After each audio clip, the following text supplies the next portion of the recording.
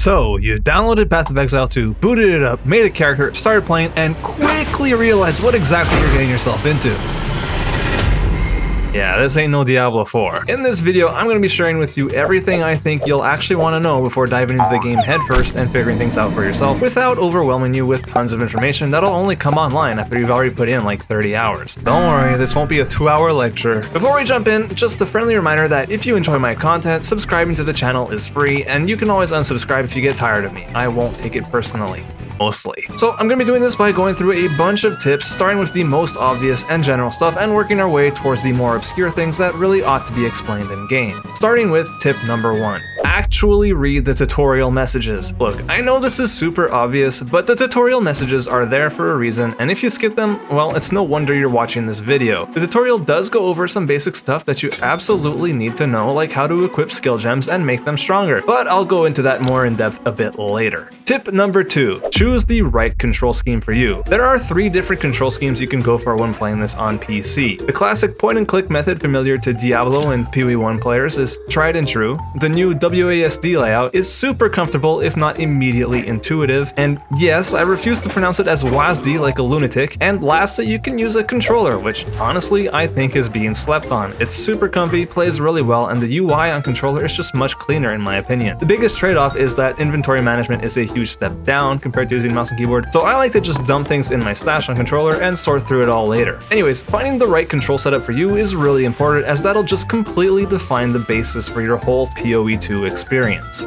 Tip number 3. Classes. Right now, there are 6 distinct base classes, each with 2 subclasses called Ascendancies you can pick from at a certain point in the campaign, but the game will have 12 base classes and 36 Ascendancies come full release, which is obviously crazy. There's no holy trinity like you'll see in MMOs. Every class is self-sufficient, so you can't go wrong with whichever you choose, unless of course you choose the warrior. I have a short class guide that I highly recommend watching if you're not sure which class you want to play as first, and you happen to have 4 minutes to spare. Link down below. Tip number 4. Skill gems. Okay, so this is going to be a pretty big tip because skill gems are slightly intimidating and people do tend to get confused, so let me break it down for you. Firstly, skill gems can be separated into active skills like the Monk's Falling Thunder, which causes you to smack enemies with some lightning, passive buffs known as spirit gems like Herald of Ice, which automatically makes enemies explode into an icy blast on death, and support gems, which can support both active and spirit gems to make them stronger or behave differently. By default, you'll see a small list of recommended supports for each skill, but you can see the full list of supports available by clicking this little button here. Be warned, it is intimidating. There's an absolute ton of flexibility in this system though, and is part of what makes Path of Exile 2 build making so unique. All skill gems come in the form of uncut gems, which when clicked on let you select which skill you would like to turn that uncut gem into. They can also be separated into different tiers or levels, which unlock new possibilities the higher up they go. That's pretty standard stuff. Most RPGs do something like that. To actually use a skill, you've got to first select it from an uncut gem, then move it over to your skill gem screen over here, and finally assign it to a button. Standard stuff. It's on this screen that you can add in all the support gems you want to make the skills even stronger. You'll just find these randomly throughout the game and by doing specific quests. Another super simple way to make your skills stronger that you really shouldn't neglect is that as you get higher and higher level uncut skill gems, you can use them to upgrade your existing gems to higher levels as opposed to getting new ones all the time. You really should be upgrading the skills you like to use regularly to deal more damage. As you'll also have noticed, there's a limited number of sockets you can put support gems into for each skill. It starts with 2, but you can actually extend that to 5 in the very endgame. To start off though, just getting your main skills to 3 sockets is extremely helpful and pretty darn easy to do. All you need is one of these lesser jeweler's orbs to use on the skill of your choice, and voila, you have an extra socket to put support gems into. You'll just find these by playing the game. Okay, so that's active skill gems. What about these spirit ones? Well, these function the same way. The key thing to be aware of is that each spirit gem reserves an amount of spirit, which is essentially a limited resource your character has specifically for buffs. You start off with none, but as you progress through the campaign and beat some optional bosses, you'll improve in that regard and be able to equip multiple of these at the same time. Just remember to actually activate the gems by right-clicking their icons on mouse and keyboard or whatever it is on controller. If your spirit says something like 30 out of 30, then you're doing it wrong. I should also mention that minion skills also reserve spirit, so keep that in mind. Okay, last little tip about skill gems, you're not actually limited to the skills of your class. You can totally use skills from different classes on any character, you just need to meet the requirements, like having the right weapon type equipped or having enough of an attribute like intelligence to cast something. Absolutely go crazy.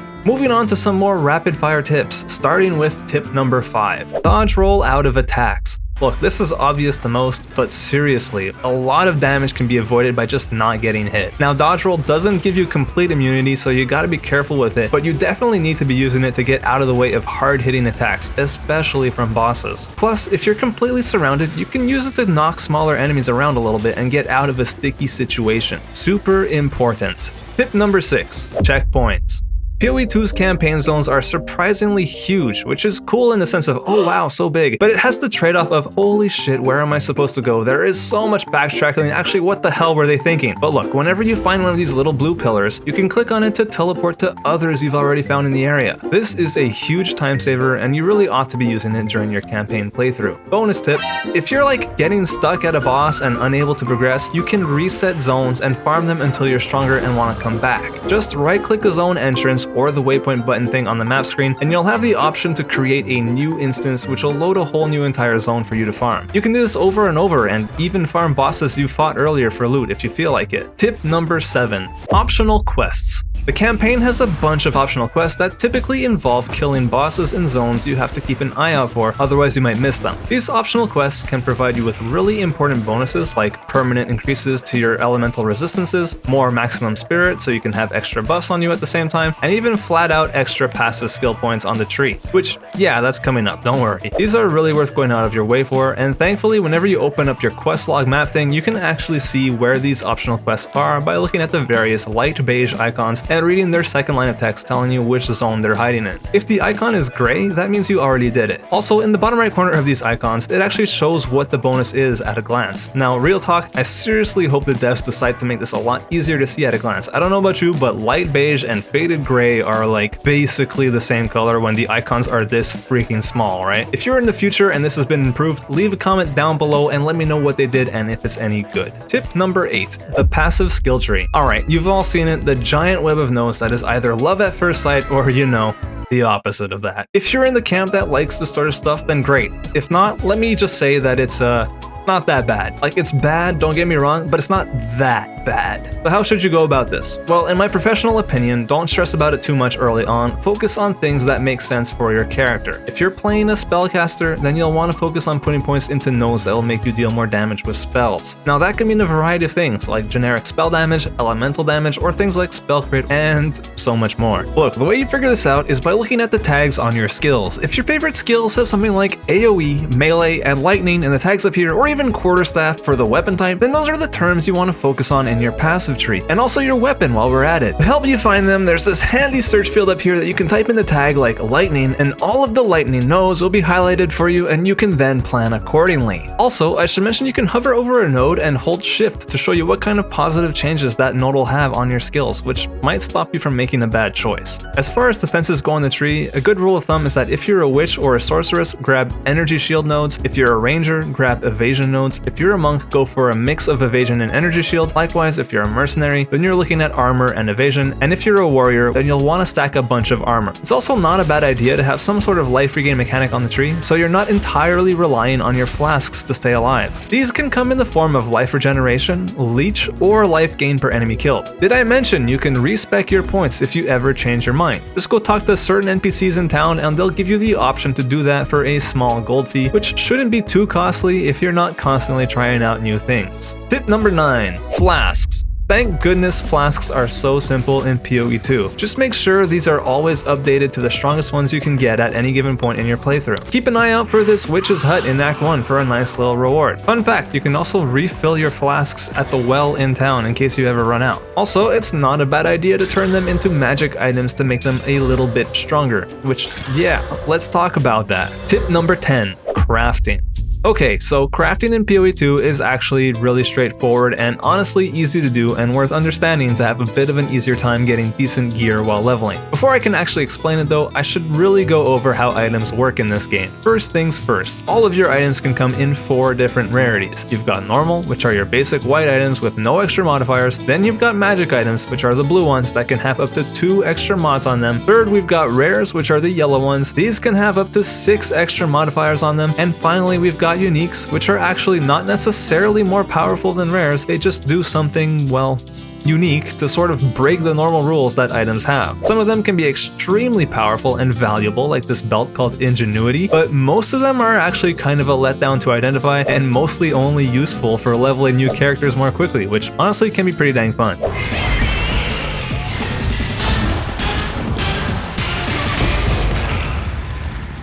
Okay, so back to crafting. A really easy way to make items you find stronger is by using these orbs called currency orbs on them. This gives them extra modifiers. So let's say you're playing a monk and you have a white wrapped quarterstaff, right? You want to make it stronger because you literally started the game with it and now it kind of sucks and naturally you want an upgrade. Here's what you do. You find a new quarterstaff that ideally has better starting stats to begin with, like this one right here, the long quarterstaff, and then you use an orb of transmutation on it. Now, these orbs are rather common, so you don't need to hoard them or anything. This will add 1 mod to the staff and turn it into a blue item, aka a magic rarity item. From here, you could continue upgrading it by using an orb of augmentation on it. Now it has 2 mods. Next, you could take a regal orb and turn it into a rare, adding 1 more mod to it in the process. Now, personally, I actually wouldn't recommend you use your regal orbs willy-nilly like that early on, as they are rarer, but the further into the game you progress, the more I would say it makes sense to be more liberal with them. That said, how you decide to use your magical orbs is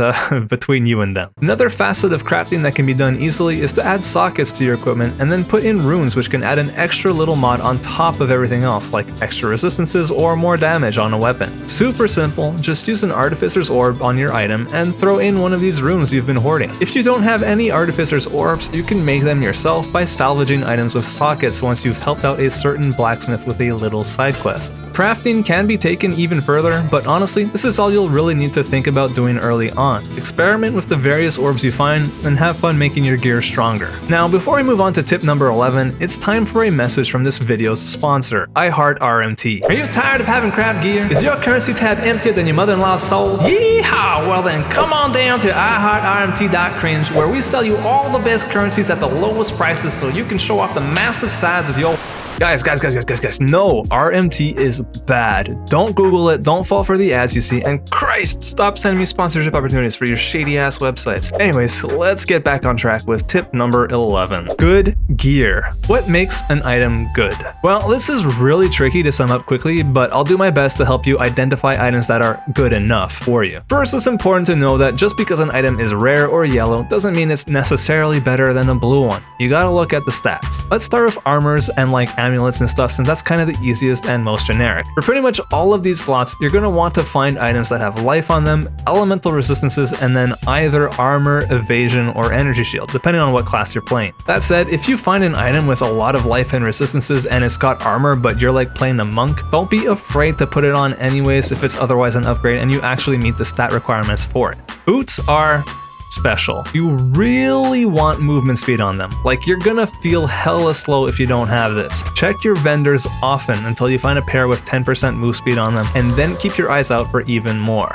Now for weapons, it kinda depends on your build. If you're a spellcaster, then you'll be wanting either a staff or a wand with plus levels to fire or whatever element of spells you're going for, some generic spell damage, and things like gain 20% of damage as extra coal. Any combination of these kinds of mods can be good. You just gotta check your DPS when you equip the new item to see if it's really an improvement, which you can do by opening the skill menu before you make the swap and then just comparing the numbers. If you're an attack-based build like the monk, ranger, mercenary, or warrior, then you're gonna want weapons with either a lot of physical or elemental damage, usually not both once you reach the endgame, but like early on, anything that makes your damage go up, yeah, that's an upgrade. Finally, if you're a minion build, then you'll want scepters with increased spirit, plus levels to minion skills, and things like allies in your presence gain blah blah blah. Honestly, if you keep an eye out for items that mostly have these kinds of stats, either by finding them via killing monsters, looking at NPC vendors, or crafting them yourself with orbs, you should be able to get through the campaign no problem. Tip number 12. check vendors often. Most NPCs in town, and even some outside of town, act as vendors and can sell you gear for gold, which absolutely could be an upgrade for you. Always check their wares when you're back in town. They reset every time you get a level, so keep that in mind. Early on, the gold costs might seem expensive, but they quickly become pretty trivial if you're occasionally selling the gear you pick up that aren't worth equipping, which, yeah, I recommend you do that now and then. You can also disenchant your gear for fractions of currency orbs. Honestly, I'd say like go 50-50 on that. Bonus tip, after you've helped this mysterious dude pretty early on in Act 1, he can identify all your items for you in one shot, which will save you some clicking. Tip number 13, Lootfilter. Man, I wish this was built into the game, I really do, but here we are. While not strictly necessary, I do think it's helpful and worthwhile to download a Lootfilter, which will make it easier for you to know which items might be worth picking up at a glance. Without going into any detail, I'll leave a link to the one I've been using, which is NeverSyncs, and I highly recommend you keep an eye out on this Lootfilter space, since eventually you'll be able to customize your own like in Path of Exile 1 via his website over on filterblade.xyz. He's the GOAT. Tip number 14, stash management. Okay, so let me rip this band-aid right off. If you end up liking this game and sticking around, you're gonna want to spend real-world money on buying stash tabs so that you can hoard all of the items. If you bought the game during early access, you'll have enough points to do this already, but if you're watching this after the game has gone free to play, then yeah, this is the part where the devs make their money. You can do this in-game at any point, but I highly recommend being patient and waiting for a stash tab sale, which comes around every 3 weekends, so that you can save yourself some cash. My recommendations at a minimum, grab a currency tab so that all of your orbs can go in one place, and grab the premium stash tab bundle, which will let you put items up for sale to other players. Yeah, I'll get into that shortly. A fun little thing you can do with your tabs if you end up having a lot is group them into folders like I've done here to keep things a little bit more organized. Additionally, tabs can be assigned certain affinities to make it so that items of a certain type will automatically collect in that specific tab, regardless of which tab you have open. Just right-click the tab and assign an affinity to it. A handy little shortcut to be aware of for item management, if you're using mouse and keyboard anyhow, you can control-click an item to transfer it directly from your inventory into your stash, or vice versa from the stash to your inventory. In the long run, this saves a ton of time, so it's worth turning into muscle memory. You can also shift-click stacks of item and use the scroll wheel to grab the exact amount of items you need, which is really handy for trading. Tip number 15, trading. Listen, trading is an acquired taste. It's the source of a lot of frustration amongst the community because of how demonically archaic it is, but it's undeniably powerful. Hey, if you don't want to worry about trading with other players, I get that. You do not have to. You can find things yourself. The game's just like not really balanced around that in the late game anyhow. But like if you did ever want to trade, well then I'd recommend you watch my trading guide, which goes over how to trade step by step in a really easy to follow format. But again, like it's totally up to you. Personally, I'm a fan of getting through the campaign once without trading, just to like experience it all firsthand without outside help, and then trading after that. But like, that's just me. No judgment on my end either way. Regardless, I think you should know that Exalted Orbs and Divine Orbs are the two main forms of trading currency that people use to buy and sell items with, so you'll want to save them up if you do decide to engage in it. Also, Divine Orbs are like very, very rare. Like I found one so far in 70 hours of playing. So yeah, don't just go wasting them by actually using them. They're valuable and used to trade with other players. Alright, these have been great and all, but before you click off and watch Asmongold's 5th video of the day, I think it's time for a bit of a reality check about the game and its community. Warning number 1. This game is hard. You are going to die while fighting bosses, especially if you didn't listen to my advice and went for a warrior anyways. This is okay and this is expected. Overcoming the challenge is, in my opinion, really part of the fun and what separates PoE 2 from other ARPGs right now. That said, I think the difficulty peaks in Act 2, and that once you reach cruel difficulty after finishing Act 3 and have to do it all over again, the game devolves into more of a traditional ARPG focused on being very grindy with incremental upgrades and the occasional big difficulty spike here and there. I'm not saying whether that's a good or bad thing, I'm just letting you know what to expect. Warning number 2, build guides. Okay, some people are pro using build guides, others condemn them. Look, I don't really care what others think, and neither should you. If you want to swing it and make your own build, I think I've given you the basic tools to get started on that journey in this very video. But if you'd rather follow a build guide that's been tried and true, then absolutely do that. Just be smart and look for builds that claim to be beginner friendly to start out, like maybe this one here. No, really though, it really sucks to spend days working towards a build only to realize that a core item it requires is extremely rare or expensive and ultimately makes the build unplayable, and then you're stuck at square one. Don't fall into that trap. Warning number 3, FOMO. This community is huge, and the popular videos that are going to swarm your feed are all going to be trying to get you to click on things that will magically make your builds better or make you farm currency faster and just all kinds of crazy things. Now, I'm not even saying that these people are selling you snake oil or anything. Some might be, but in general, I think people genuinely want to just share their knowledge with other players. Hell, I've done it myself. What I am saying is that it is really easy to get caught up in all of that and to constantly try and chase after the latest PoE farming trend or the hot new build that clears the endgame even faster than the last one. At the end of the day, I guess what I'm saying is Path of Exile is just a game, and it's surprisingly easy to lose sight of that. Remember to have fun. If you ever catch yourself feeling burnt out, you are due for a break, man. Share your favorite new player tips in the comments and like the video if you learned something new. See you guys in the next one. Peace.